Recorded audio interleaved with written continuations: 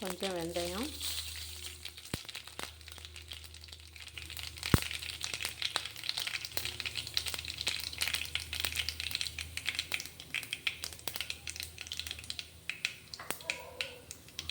இப்போ வெங்காயத்தை போட்டுக்கலாம்.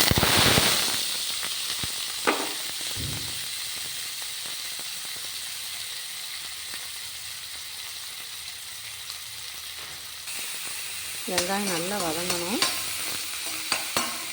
இதில் வந்து சின்ன வெங்காயம் நிறைய போட்டால் தான் அது டேஸ்ட் நல்லாயிருக்கும். பாவக்காய் குழம்பு அது கசப்பே தெரியாது.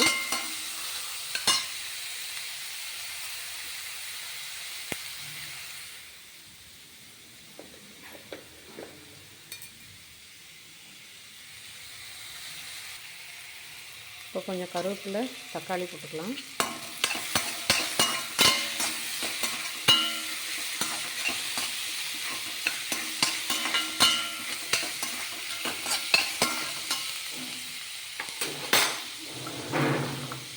மஞ்சத்தூள்,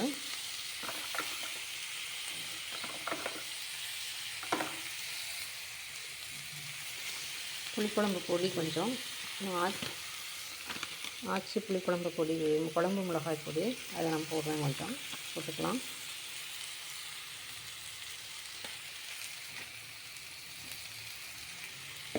தேவையான அளவு உப்பு,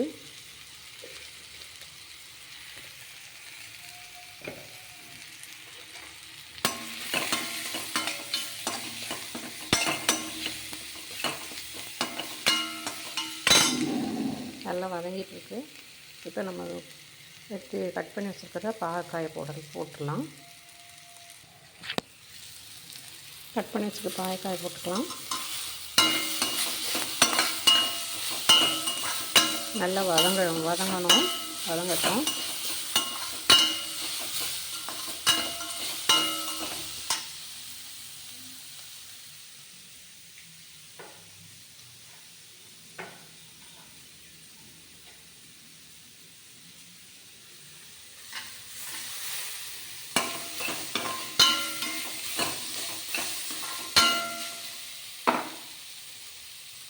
இந்த ஸ்டேஜில் நம்ம கொஞ்சம் புளி தண்ணி இருக்குது, அதை கரைச்சி ஊற்றிடலாம். புளி தண்ணி கரைச்சி ஊற்றியாச்சு. பாருங்கள், குழம்பு பார்க்குறதுக்கே நல்லாயிருக்கு. இது கூட நம்ம கொஞ்சம் போல் தேங்காய் மட்டும் அரைச்சி விடணும். தேங்காயும் மிளகாத்தூளும் போட்டு அரைச்சி இதில் விடணும். விட்டுட்டு நம்ம குக்கரில் வச்சிட்டோன்னா சூப்பராக வெந்துருக்கும். குழம்பு டேஸ்ட்டாக இருக்கும்.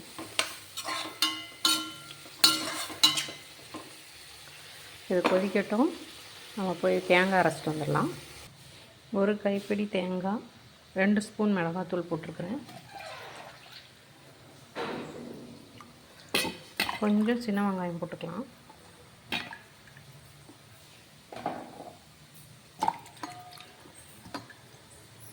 அவ்வளோதான், இதை அரைச்சி எடுத்துக்கணும். தேங்காய் இப்படி அரைச்சி வச்சாச்சு. இப்போ நம்ம அந்த குழம்போடு போட்டுடலாம்.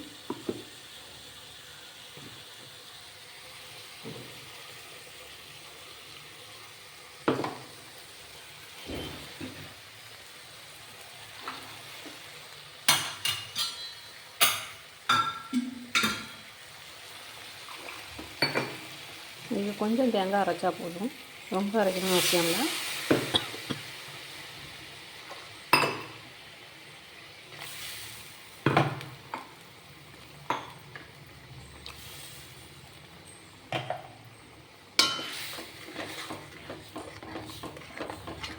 உங்களுக்கு எவ்வளோ கட்டியாக வேணும்னா கட்டியாக வச்சுக்கலாம். தண்ணியாக வேணும்னா கொஞ்சம் தண்ணி ஊற்றிக்கலாம்.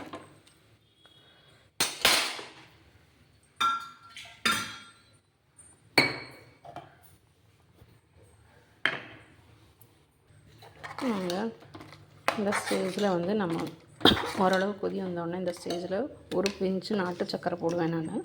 உங்களுக்கு குழம்பு டேஸ்ட்டுக்கு நல்லாயிருக்கும். நாட்டு சக்கரை ஒரு ஸ்பூன் போட்டுருவேன். இதை வந்து பாக்காலாம் வேகணும். அதனால் என்ன பண்ணுவேன், நான் குக்கர்லேயே வச்சுருவேன். குக்கரில் வச்சா சூப்பராக வெந்திருக்கும். அது நமக்கு வந்து சாப்பிட்றதுக்கும் நல்லாயிருக்கும். இப்போ இதை வந்து நம்ம குக்கருக்கு மாற்றிடலாம்.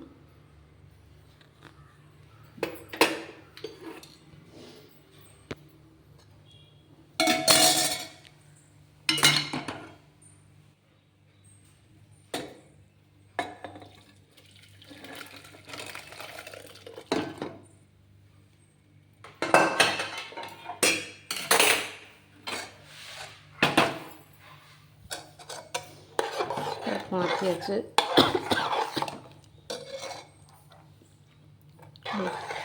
உப்பு எல்லாம் கரெக்டாக இருக்குது. ஒரு 5 மினிட்ஸ் விசில் வந்தோடனே ஆஃப் பண்ண வேண்டியதான், மூடி வச்சுட்டு. இன்றைக்கி பாவக்காய் குழம்பு பீர்க்கங்காய் கூட்டு பண்ண போகிறேன். இது பாசிப்பருப்பு, பீர்க்கங்காய், பூண்டு எல்லாம் போட்டு வேக வச்சுருக்கேன்.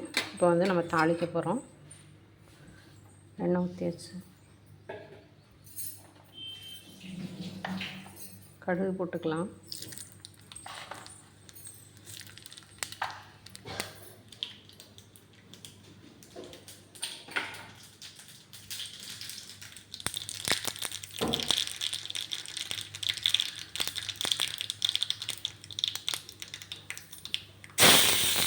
சின்ன வெங்காயம் போட்டுக்கலாம்.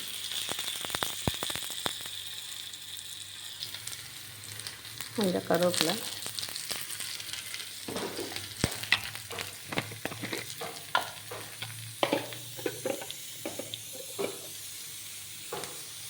கொஞ்சம் மிளகாத்தூள். நான் அதில் காரம் போடலை, அதனால் நான் இதில் போடுறேன். மிளகாத்தூள் போட்டு தாளிச்சிடுறேன்.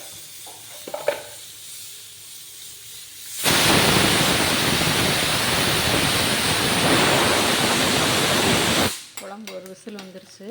இன்னொரு 5 மினிட்ஸ் வச்சுட்டு ஆஃப் பண்ணிட வேண்டியதான்.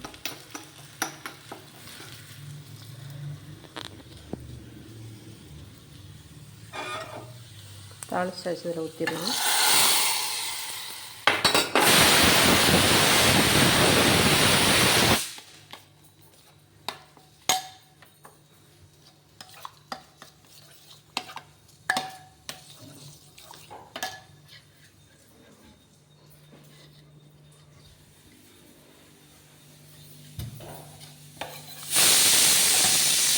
பீர்க்கங்காய் கூட்டு ரெடி ஆயிடுச்சு.